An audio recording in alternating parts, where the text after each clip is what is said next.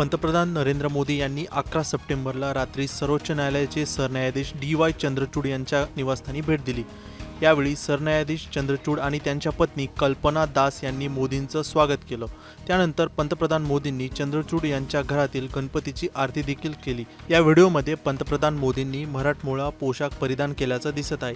या घटनेनंतर आता सोशल मीडियावर संमिश्र प्रतिक्रिया येत आहेत। अनेकांनी या घटनेवर नापसंती व्यक्त केली आहे, तर काही जणांनी या भेटीचा संबंध थेट महाराष्ट्रातील विधानसभेच्या निवडणुकांशी लावला आहे। सरन्यायाधीश चंद्रचूड हे महाराष्ट्रातून येतात, तर गणेशोत्सव हा देशातील प्रमुख उत्सवांपैकी एक असून तो महाराष्ट्रात मोठ्या प्रमाणावर साजरा केला जातो। ठाकरेंच्या शिवसेनेचे खासदार संजय राऊत यांनी या घटनेवर प्रतिक्रिया देताना म्हटलंय की सरन्यायाधीशांच्या घरी प्रधानमंत्री आले, आरती करतायत दोघे, त्यांच्या दोघांतला संवाद पाहण्यात आला आणि धर्मनिरपेक्ष म्हणून घेणाऱ्या राष्ट्रामध्ये एक छान चित्र आम्हाला पाहायला मिळालं। सरन्यायाधीश आणि प्रधानमंत्री खरं म्हणजे हे संविधानाला किंवा प्रोटोकॉलला धरून आहे का, याच्याविषयी लोकांमध्ये आणि घटनातज्ञांमध्ये चर्चा सुरू।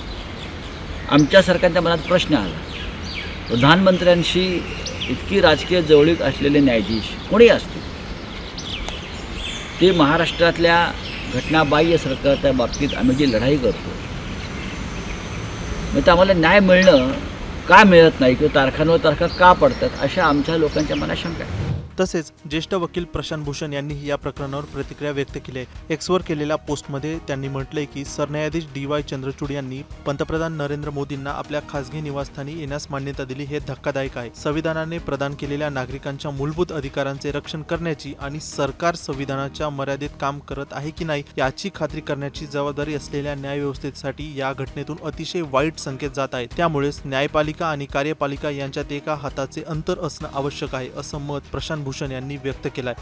तर भाजपकडून किरीट सोमय्या यांनी देखील प्रतिक्रिया दिली आहे। सोमय्या काय म्हणाले हे पाहूयात। फिर एक बार संजय राउत उर्फ उद्धव ठाकरे, इन्होंने गणपति का, गणेश भक्तों का अपमान किया। प्रधानमंत्री नरेंद्र मोदी जी मुख्य न्यायाधीश चंद्रचूड़ इनके घर गणेश दर्शन को गए। गृह मंत्री अमित शाह ने कुछ दिन पहले मुंबई में लालबाग के राधा के दर्शन किए, और जो संजय राउत उद्धव ठाकरे ने प्रतिक्रिया दी है, ये गणपति का अपमान है, गणेश भक्तों का अपमान है। संजय राउत उर्फ उद्धव ठाकरे को डर किसका है? नरेंद्र मोदी जी का, अमित शाह का, धनंजय चंद्रचूड़ जी का, या फिर उनको गणपति का डर लग रहा है? तसेच शिंदेच्या शिवसेनेचे खासदार मिलिंद देवरा यांनी देखील प्रतिक्रिया दिली आहे।